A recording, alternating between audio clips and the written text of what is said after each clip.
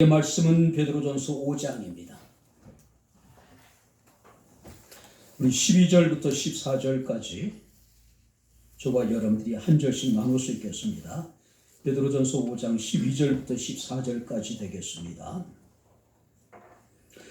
내가 신실한 형제로 하는 실루안으로 말미암아 너희에게 간단히 써서 권하고 이것이 하나님의 참된 은혜임을 증언하노니 너희는 이 은혜에 굳게 서라. 택하심을 함께 받은 바벨론에 있는 베가 너희에게 문안하고 내 아들 마가도 그리하느니라. 같이 읽겠습니다. 너희는 사랑에 입맞춤으로써 문안하라. 그리스도 안에 있는 너희 모든 이에게 평강이 있을지어다. 아멘. 할렐루야. 자, 우리가 지난 시간에 말씀을 보게 되면 10절에 두 가지 단어가 우리의 관심을 끕니다. 뭐냐면은 영원한 영광과 잠깐의 어떤 고난이라고 하는 말씀입니다. 우리가 이 땅에 살아가는 동안에 겪는 고난이라고 하는 것은 일시적인 것이죠. 잠깐 겪는 것입니다. 그러나 우리가 얻게 될 영광이라고 하는 것은 영원한 것이라고 하는 사실이에요.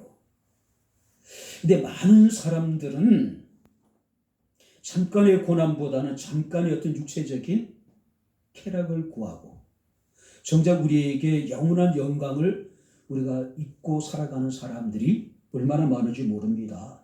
자, 그래서 사도 바울은 오늘 우리에게 이르기를 생각건대 현재의 고난은 장차 우리에게 나타날 영광과 비교할 수 없다. 무슨 얘기일까요? 우리가 받게 될 영광과 우리가 당하는 고난이라고 하는 것은 그야말로 세 발의 피란 얘기예요. 조적 지열에 지나지 않는다는 것이죠. 자, 왜냐하면 우리가 잠깐 당하는 고난을 통해서 우리는 온전하게 되고 또 강하게 되며 우리의 터가 견고하게 될 것이라고 말씀하고 있음을 우리가 보게 됩니다. 고난이 우리에게 주는 유익이 굉장히 크다는 거예요. 잠시는 고난 때문에 아파하고 힘들어하는지 모르겠지만 때로는 하나님 나의 고난을 돌아보지 않으시는 것 같고 그 고난 속에 홀로 버려진 것 같지만은 결코 그렇지 않다는 이야기예요. 그 불같은 시험을 통해서 우리는 하나님 앞에 온전하게 되고 굳건하게 되고 강하게 되고 우리가 견고하게 서게 될 것이라고 하는 사실입니다. 고난당하는 것이 내게 유익이라고 말씀을 하고 있습니다. 고난 전에 내가 그릇 행하였더니 고난을 통해서 주의 말씀을 지키게 되었다라고 우리가 시편 119편에 말씀하고 있음을 우리가 보게 됩니다. 고난은 위장된 축복입니다. 할렐루야. 우리는 표면적인 고난 보고 좌절하고 절망할 것이 아니라 고난의 보자기에 쌓여있는 그 안에 있는 뭘 봐야 됩니까? 하나님의 축복을 봐야 되겠죠. 하나님의 축복을 봐야 돼요. 자, 우리가 이제 12절 말씀부터 이제 말씀을 보게 되면은 사도 베드로의 마지막 근면입니다. 자, 12절을 우리 다시 한번 같이 읽겠습니다. 내가 신실한 형제로 아는 실루안으로 말미암아 너희에게 간단히 써서 권하고 이것이 하나님의 참된 은혜임을 증언하노니 너희는 이 은혜에 굳게 서라. 자, 우리에게 낯익은 인물이 등장합니다. 누굽니까? 신실한 형제 누구예요? 실루아노. 여러분들이 실루아노는 누구냐면은 여러분들이 바울과 실라. 그죠? 자, 바울이 바나바와 더불어서 1차 전도 여행 때 함께 동행한 인물이 누구냐면은 바나바의 조카였던 마가였습니다. 근데 마가가 1차 전도 여행 도중에 예루살렘으로 도망을 가버려요. 자, 바울과 바나바의 마음은 각기 달랐겠죠. 그래도 바울 입장에서는 못된 놈이다 생각했을 것이고 바나바 입장에서는 그래도 자기의 조카잖아요. 그죠? 마가를 바라보는 두 사람의 생각이 조금 다를 수 있었을 것입니다.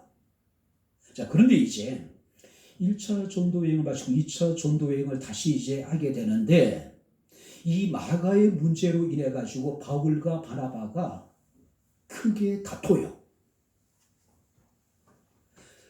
자, 바나바는 그래도 자신의 조카이기 때문에 다시 한번 기회를 주자. 함께 동행하기를 원했고 바울 입장에서는 1차 전도 여행의 그 상처가 아물지 않았던 것 같아요. 바울이라고 힘들지 않았겠어요?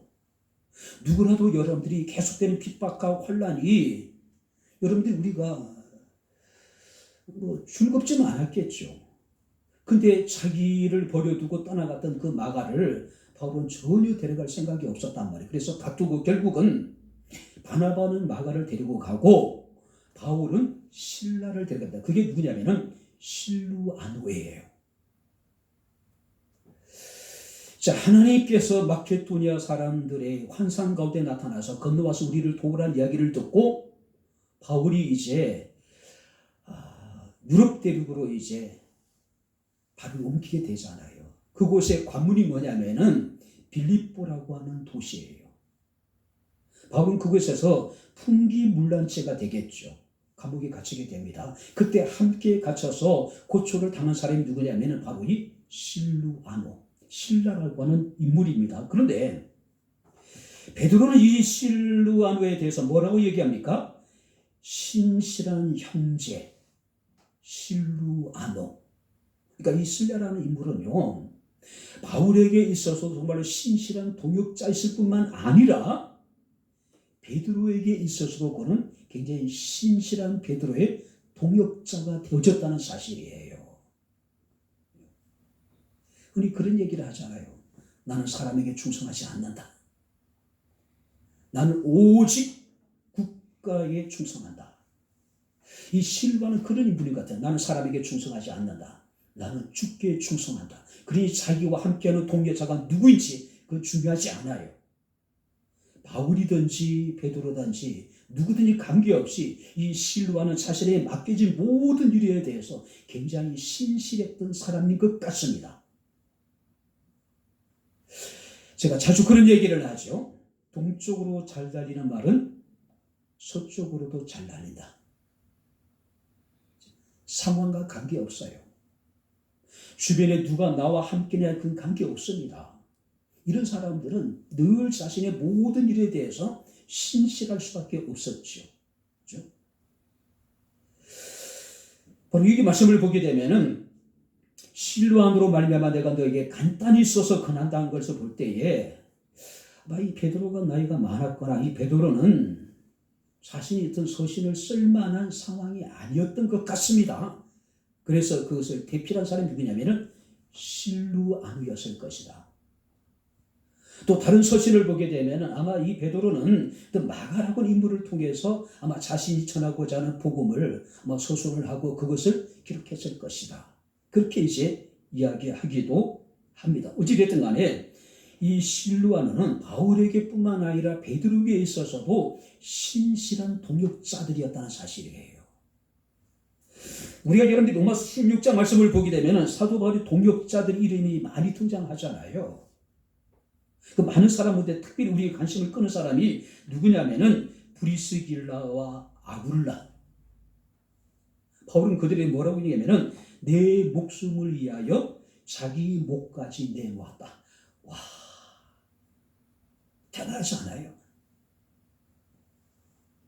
바울이 전하는 복음을 위하여서 이 브리스길라와 아굴라는 자기의 생명까지도 내걸었다는 이야기예요.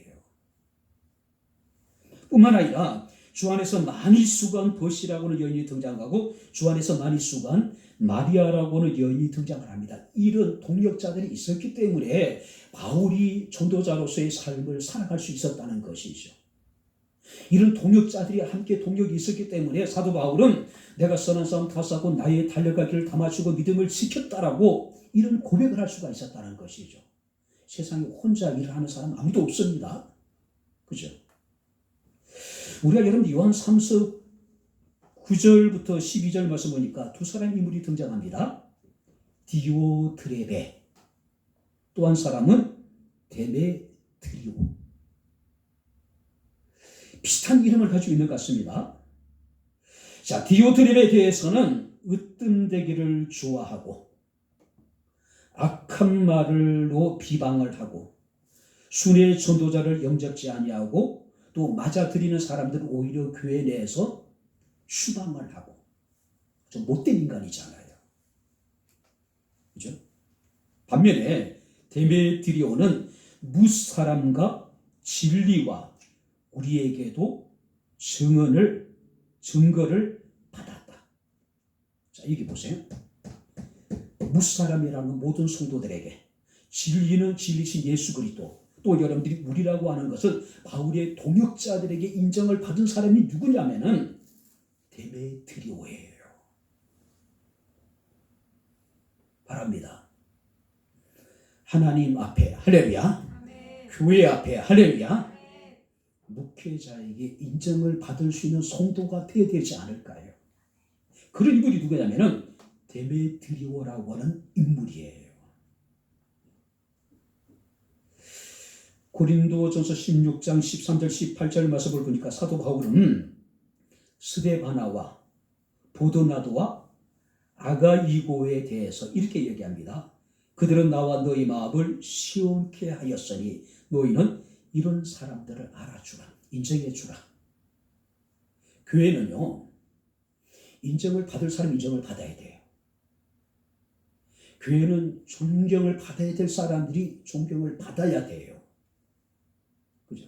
세상에는 온갖 금모술수가 여러분들이 우리가 가득하지만은 교회 안에서는 더불어 신실한 사람들이 인정을 받고 신실한 사람들이 사랑을 받고 존경을 받는 그런 공동체가 되어야 된다는 이야기죠. 그죠? 바로 실루아노는 그런 인물이 같아요. 한번 따라해 보시기 바랍니다. 신앙생활은 실루아노처럼, 할렐루야, 신앙생활은 실루아노처럼 신실하게 인정받는 사람들. 그리고 이제 성경 말씀을 보게 되면은 바울은 이렇게 얘기합니다.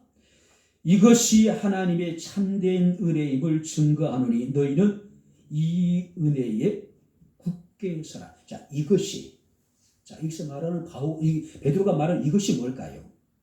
흩어져 고난 당하는 성도들이 겪는 고난, 아픔, 슬픔이 너희에게 참된 은혜다.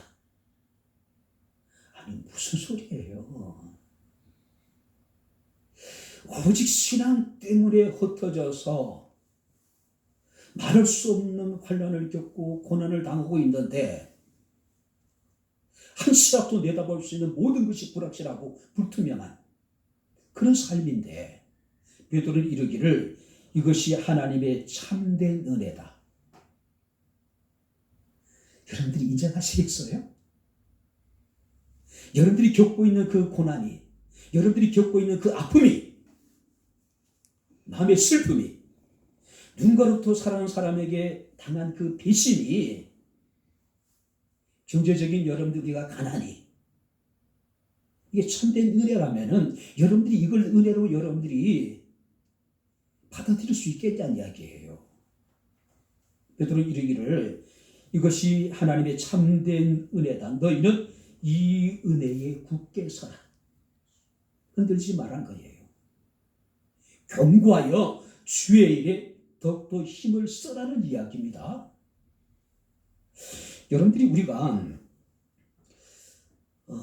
바울이 고린도 교회 성도들에게 뭐라고 했냐면 너희는 믿음에 견고하여 흔들리지 마며 주의 일에 더욱 힘쓰는 자리 되라. 말할 수 없는 핍박, 환난, 고난 속에서 너희는 견고하여 흔들리지 마냐. 이건 소극적인 겁니다. 더 나가서 주의 일에 더욱 힘쓰는 자리 되라. 할렐루야. 아니 지금 내가 겪고 있는 이 고난을 견디는 것만 해도 대단한 일인데 이것도 버거운데 내가 단지 견고하게 서 있는 것으로 만족하지 말고 한 걸음 더 나가서 주의 일을 힘을 써라. 하나님, 내가 이렇게 견디는 것만 해도 너무 힘들어요. 고통스러워요. 이것만 해도 하나님 어디에요? 그렇지 않아요? 이 정도 내가 열심히 하는 거라고, 이 정도 내가 잘하는 것이라고. 근데 주님께서 말씀하십니다. 더욱더 주의 일에 힘을 써라. 그 단계에서 한 걸음 더 나가라는 이야기예요. 오늘 너희 수고가 주 안에서 헛되지 않을 것이라고 말씀을 하고 있습니다. 고난을 넘어서 충성으로. 할렐루야.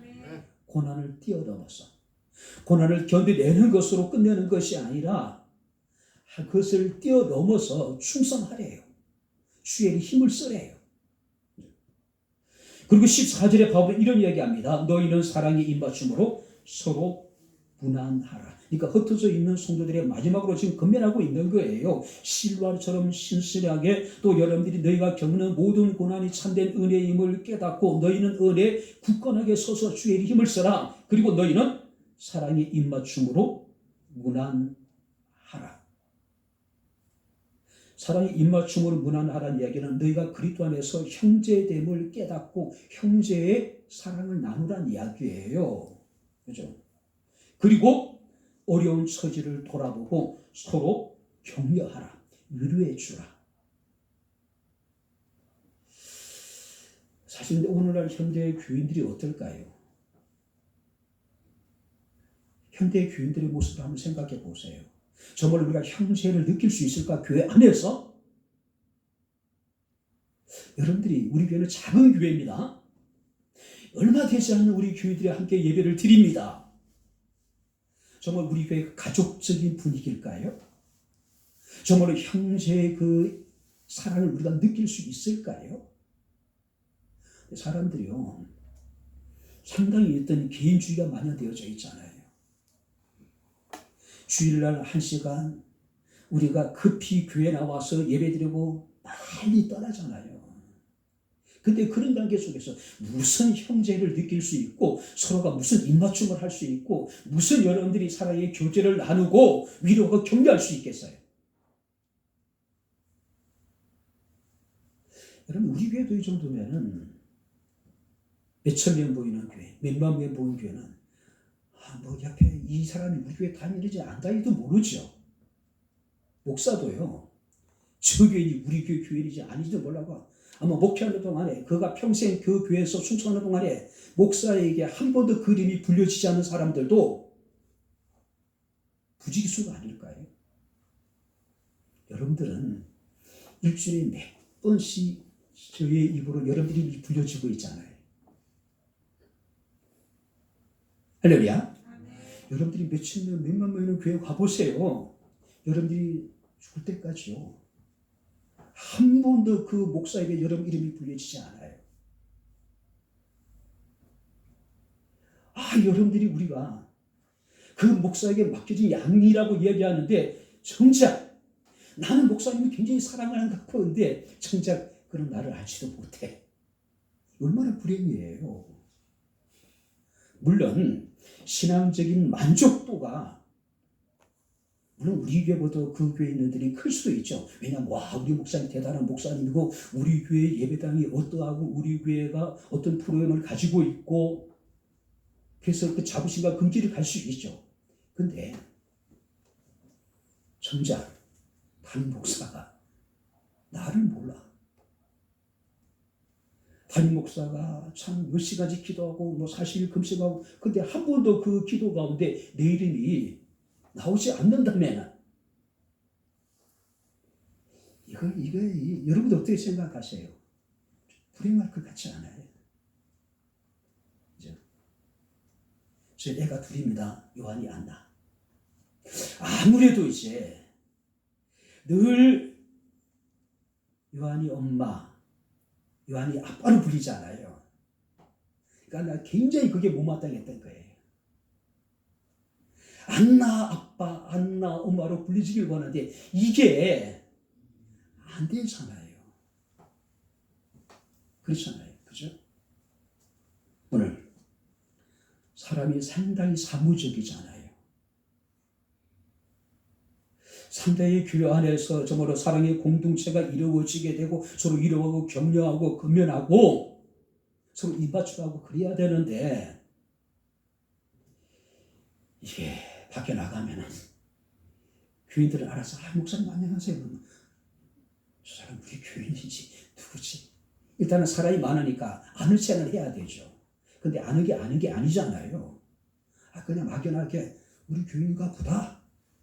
아는 체 안 하면 시험이 될 것 같으니까. 그죠? 모든 성도들이 사무적인 관계를 초월하여서 관심을 가지고 서로 입맞춤으로 무난하고 위로하고 격려하는 그런 은혜가 우리 백향목 교회 가운데 함께 할 수 있기를 주 이름으로 축원합니다. 뿐만 아니라 이제 14절 말씀은 이제 축도입니다. 이제 마지막 축도의 14절 같이 읽겠습니다. 너희는 사랑의 입맞춤으로 서로 무난하라. 그리스도 안에 있는 너희 모든 이에게 평강이 있을지어다. 모든 이에게 무엇이 있기를 구합니까? 평강. 자, 물질적인 축복이나 육체적인 건강이나 세상적인 형통이 아니라 뭘 구하고 있습니까? 그리스도 안에서의 평강. 세상에 누가 행복한 사람일까요? 돈이 많은 사람? 힘 있는 사람? 많이 배운 사람? 근데 만약 그들의 마음에 평강이 있다면 누가 그걸 행복한 사람이라 하겠어요? 좀 부족하지만은, 연약하지만은, 가진 것은 적지만은 우리가 마음의 평화를 누릴 수 있다면 그가 진정한 행복한 사람이 아닐까요? 그죠? 그런 측면에서 오전 예배에 나와서 하나님 앞에 예배를 드리고 하나님께서 베푸신 은혜에 대한 감사하는 마음을 갖고 찬양 예배에 나와서 예배를 드리는 여러분들이야말로 참 행복한 사람들입니다. 할렐루야. 행복한 사람. 하나님 할렐루야. 우리가 행복한 사람이에요. 우리가 행복한 사람. 그죠? 흩어져 신앙 때문에 온갖 고난을 겪고 있고 전부 모든 것이 다 불확실하잖아요. 그죠? 실제로 기독교 핍박기에 카타콤 동굴에서 태어나서 그곳에서 죽을 때까지 저번에 세상에 그 따뜻한 햇빛 한번 보지 못하고 죽은 사람들이 있을 수 있었을 거란 말이에요. 그들에게 필요한 건 뭐예요? 평강이에요. 평강. 우리 예수께서 부활하시고 난 다음에 제자들을 찾아오시죠. 그때 제자들이 상황이 어떠합니까? 유대인들을 두려워하여 물을 걸어 잠그고 숨을 죽이고 있어요. 예수께서는 시공을 초월하신 분이잖아요. 그들 가운데 당신 자신을 나타내십니다. 그리고 그들에게 하신 첫 번째 말씀이 뭐예요? 너에게 평강이 있을지어다. 할렐루야. 그리고 성령의 충만함을 받아라. 평강이에요. 자, 그때 도마는 없었어요. 예수의 부활의 이야기를 듣고 도마가 뭐라고 얘기합니까? 난 믿을 수 없다고 이야기하잖아요. 그런데 다음 때 도마도 함께 있을 때 예수께서 다시 그들 가운데 당신을 나타내시죠. 그때 주님께서 다시 말씀하십니다. 너에게 평강이 있을지어다. 두려움에 사로잡힌 사람에게, 의심에 사로잡힌 사람에게 필요한 건 뭐예요? 평강이에요. 마음의 평안이에요. 그죠? 마음의 평안을 잃어버리면요 모든 게 뒤죽박죽이 되더라고요. 제가 2008년도인가 이제 대전에서 이제 학교를 다닐 때 이제 동기 목사님들끼리 이제 설악산에 이렇게 이제 여행을 갔습니다. 부부별로 해가지고 부부 동반으로. 근데 여러분들이 그 케이블카를 타고 이제 거기 설악산 거기 그 오르는 과정 그 길은 제가 수없이 왔다 갔던 길이에요. 학생들 수련회 갈 때마다 갔었고, 그다음에 이제 제가 가정에 그 장애인들을 데리고 뭐 햇빛동산 겨자의 사랑의 집 그리고 이제 다른 제가 가정 장애인들 데리고 갔던 곳이에요. 뛰어 올라가고 뛰어 내려갔던 곳이에요. 근데 그때 제 마음이 굉장히 힘들었을 때예요. 진짜로 내 마음 갈 곳을 알지 못할 정도로 진짜 힘들었을 때에 어떻게 기어다시면서 올라갔어요. 아니 뛰어 올라가고 뛰어 내려오던 그 길을. 근데 문제는 못 내려오겠어요. 아니 학생들 수련회 때마다 강원도 갈 때마다 그 길을 갔었고 제가 가정 장애인들을 집에서 이제 밖으로 끌어내서 3박 4일 동안 2박 3일 동안 여행을 데려다니면서 꼭 그 길을 갔었는데 그때 내 마음이 너무 막 흔들릴 때 평안도 없고 진짜 더 나가서 삶에 대한 의욕조차도 뭐 꺾이는 그런 상황. 근데 그 여러분들이 바위를 올라갔는데 문제는 내려오지 못하겠어요. 집사님 왜 그러냐 그러는데 제가 주저앉아가지고요. 마치 아이들이 엉덩이 대고 이렇게 살살 내려오듯이 그렇게 내려왔어요. 왜 그랬을까요? 극심한 혼란 속에, 극심한 그 환란 속에 제 마음이 굉장히 힘들 때 평안함을 얻고 지금도 이해가 되지 않는 거예요. 왜 제가 그런 두려움을 느껴야 되는지. 아니 여러분들 케이블 타고 올라갔다가 내려오는 거 아무것도 아니에요. 근데 제가 못 내리려고 벌벌 떨고 있었다는 자지. 여러분 이해가 되십니까? 제가 굉장히 모험심이 강하고 상당히 어떤 두려움을 잘 느끼지 않는 편인데 아니 얼마 되지 않는 그 길을 기어 올라갔다가 못 내려고 덜덜덜 떨고 있다. 여러분들이 상상해 보세요. 왜 그랬을까요? 제 마음에 평안이 없었어요. 두려움과 근심과 염려와 이런 것들이 꽉 차 있었던 거죠. 주님께서 우리에게 말씀하십니다. 평안을 너에게 끼치오니 곧 나의 평안을 너에게 주노라. 내가 너에게 주는 것은 세상이 주는 것 같지 아니하니 너희는 마음에 근심하지도 말고 두려워하지도 말라. 할렐루야. 근심도 하지 말고 두려워하지도 말라. 왜? 하나님이 우리에게 주시는 평안이라고 하는 것은 그런 평안이에요. 오늘 여기까지로 말씀을 마치도록 하겠습니다. 우리는 이 마지막 절 부분을 통해 12절부터 14절을 통해서 신실한 동역자인 실와노, 극심한 환난과 고난을 하나님의 참된 은혜로 여기며 견고하여 흔들지 않는 사람들, 그리고 사랑으로 입맞춤하고 위로하고 격려하는 사람들, 그리고 하나님께서 주시는 참된 평안으로 충만한 사람. 백향목회 모든 성도들이 이런 하나님의 은혜를 누릴 수 있기를 주의 이름으로 축원합니다. 기도하겠습니다. 좋으신 아버지 하나님, 우리 아버지 하나님의 은혜와 사랑을 진심으로 감사합니다. 믿음을 떠나 우리가 세상의 길로 나아가는 사람들이 많고 이제 믿음이 믿음으로 사람들에게 인정받지 못하고 존중받지 못하는 시대에 우리가 믿음의 경과에 흔들리지 아니하는 신실한 그리스도의 동역자가 되게 하옵소서. 어떤 고난조차도 하나님의 참된 은혜로 여기며 경과에 흔들리지 않게 하시고 오직 그리스도 안에서 우리가 사랑으로 입맞춤하며 위로하며 격려하는 사랑의 공동체가 되기를 원합니다. 무엇보다도 하나님의 평강이 우리에게 넘치게 하옵소서.